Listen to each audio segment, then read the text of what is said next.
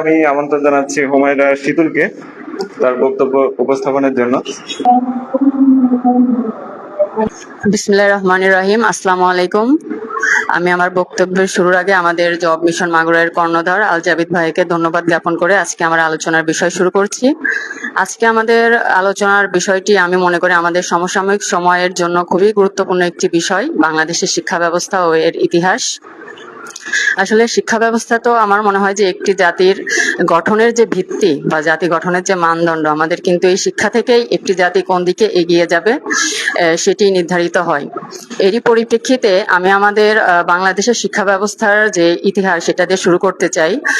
পূর্বে বাংলাদেশ রাষ্ট্রটি শুরুতেই বাংলাদেশ ছিল না, এটি ব্রিটিশ আমলে যখন ইংরেজদের অধীনে ছিল সেই সময় ব্রিটিশ আমল থেকেই মূলত আমাদের যে প্রাতিষ্ঠানিক শিক্ষা ব্যবস্থাটা এটি শুরু হয়। তখন লর্ড কর্নওয়ালিসের চিরস্থায়ী বন্দোবস্ত এবং লর্ড ম্যাকলের যে শিক্ষানীতি সেইখান থেকে আমাদের প্রাতিষ্ঠানিক শিক্ষা ব্যবস্থা শুরু হয়, এবং যেখানে ইংরেজদের উদ্দেশ্যই ছিল তাদের প্রশাসনিক কর্মকাণ্ডে বাঙালিদেরকে কেরানি হিসেবে ব্যবহার করা। এরপরে আমরা দেখতে পাই আমাদের যখন আমরা উপমহাদেশ থেকে বিভক্ত হয়ে পাকিস্তান রাষ্ট্রের অন্তর্ভুক্ত থাকি, তখন পাকিস্তানে তারাও আমাদের বিভিন্নভাবে বৈষম্যের শিকার করে এবং বাঙালিরা সবসময়ই তাদের এই বৈষম্যের বিরুদ্ধে সোচ্চার ছিল। এবং 1952 সালের ভাষা আন্দোলন থেকে শুরু করে 1962-তে যে শিক্ষা আন্দোলনে যে সিদ্ধান্ত হয়, আমাদের বাঙালি ছাত্র সমাজ সবসময় এর বিরুদ্ধে সোচ্চার ছিল। এরপরে যখন 1971 সালে বাংলাদেশ স্বাধীনতা লাভ করে, 1972 সালে প্রথম শিক্ষা কমিশন কুদরতি ক্ষুধার শিক্ষা কমিশন গঠিত হয়।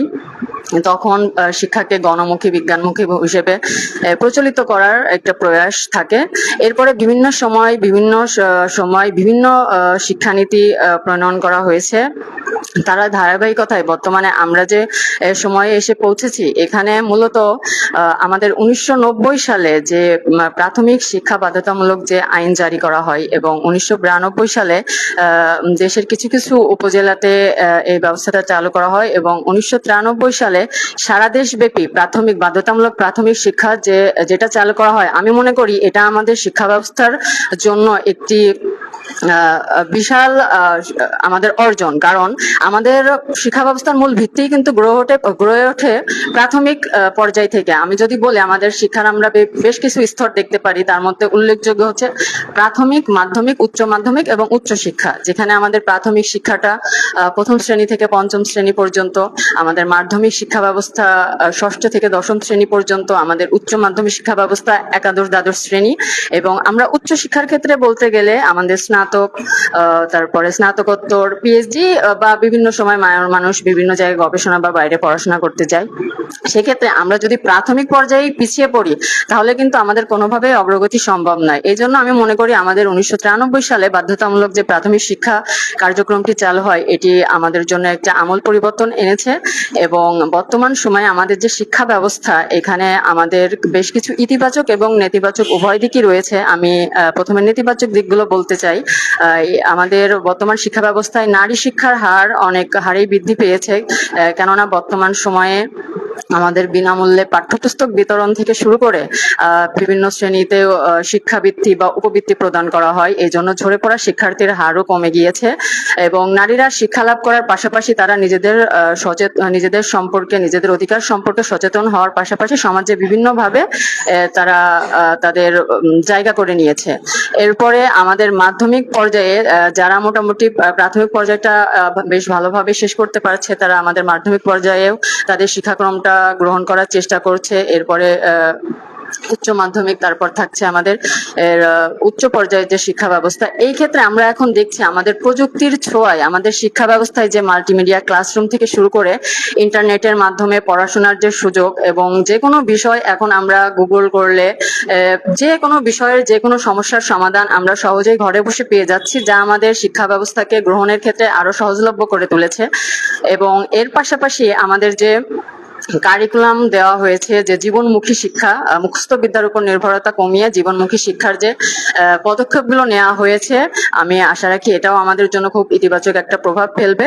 তবে এগুলোর পাশাপাশি আমাদের কিছু নেতিবাচক প্রভাবও রয়েছে, যেমন আমাদের আমি নিজেই যেহেতু একটা শিক্ষাগত কর্মকাণ্ডের সাথে জড়িত এবং আমার একদম সচক্ষে এগুলো দেখা একটা অভিজ্ঞতা যে শিক্ষার্থীরা খুব মানে ভীষণ রকম ভাবেই সহযোগী বই বা হচ্ছে পাঠ্য বইয়ের বাইরে গাইড বইয়ের উপর নির্ভরশীল। এছাড়াও তারা ক্লাসে শিক্ষক কি পড়াচ্ছেন এগুলা বাদ দিয়ে ক্লাসের বাইরে যে কোচিং সেন্টার বা টিউটর নিয়োগ করে যে পড়াশোনা, এগুলোর প্রতি দেখলাম শিক্ষার্থী প্লাস অভিভাবক উভয়েই ভীষণ রকম আগ্রহী। কিন্তু আমি মনে করি যে একটি শিক্ষার্থীর স্কুলে এসে শ্রেণীকক্ষে সে যে শিক্ষাটা লাভ করতে পারে সেটা তার কোচিং বা হোম টিউটর বা গাইড বইয়ের মাধ্যমে অর্জন কখনোই সম্ভব নয়। এজন্য আমি মনে করি শিক্ষার্থীদের অবশ্যই বিদ্যালয়ে আসতে হবে, বিদ্যালয় শ্রেণীকক্ষের পাঠদানটি তাদের গ্রহণ করতে হবে। এর পাশাপাশি সে তার সহায়ক হিসেবে তার মান উন্নয়নের জন্য অন্যান্য সাহায্য সহযোগিতা গ্রহণ করতে পারে। এবং ইদানিংকালে দেখা যায় যে শিক্ষার্থী প্লাস অভিভাবক সবাই ফলাফলের উপর বেশ গুরুত্ব দেয়, জিপিএ 5 থেকে শুরু করে কে গোল্ডেন এ প্লাস এইগুলোর উপর, কিন্তু তারা আসলে এটা দেখে না যে তার সন্তানের আসলে মননের বিকাশ কতটুকু হলো। তারা শুধু দেখে যে সে খাতা কলমে কি রেজাল্টটা করেছে, এর উপরই সে তার সন্তানকে জাজ করে ফেলে। এটা আমাদের কখনোই উচিত নাই। আমাদের উচিত শিক্ষার্থীর যে বিবেকের একটা পরিচর্যা বা মনন বিকাশের এটা ঠিক মতো হচ্ছে কিনা এদিকেই আমাদের খেয়াল রাখা উচিত।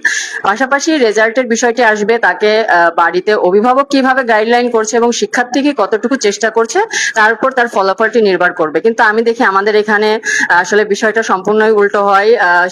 শিক্ষক অনেক সময় দেখা যায় যে অভিভাবকরা শিক্ষকদেরই দোষ দিতে বেশি ব্যস্ত থাকেন, অথচ নিজের সন্তান বাসায় কি করলো কতটুকু পড়লো এদিকে তারা খেয়াল রাখেন না। আমি আশা করব এই বিষয়গুলো যদি আমরা একটু ইমপ্রুভ করতে পারি তাহলে ভবিষ্যতে আমরা একটি সুন্দর প্রজন্ম জাতিকে উপহার দিতে পারি। এই বলে আমি আমার বক্তব্য শেষ করছি। ধন্যবাদ সবাইকে। অসংখ্য ধন্যবাদ ময়রা শীতলকে। সে শিক্ষক হিসেবে তার যে বাস্তব অভিজ্ঞতা এবং উপলব্ধি সেটা সুন্দর করে উপস্থাপন করেছে, এবং যে আমাদের যে ইতিহাস, যে বাংলাদেশের শিক্ষা ব্যবস্থা কিভাবে আসলো বা কিভাবে কোন কার্যক্রম কোনটা পরে চলে আসলো সেটা সে সুন্দরভাবে ব্যক্ত করেছে। তাকেও আমরা সাধুবাদ জানাই যে সুন্দর বক্তব্য দিয়েছে।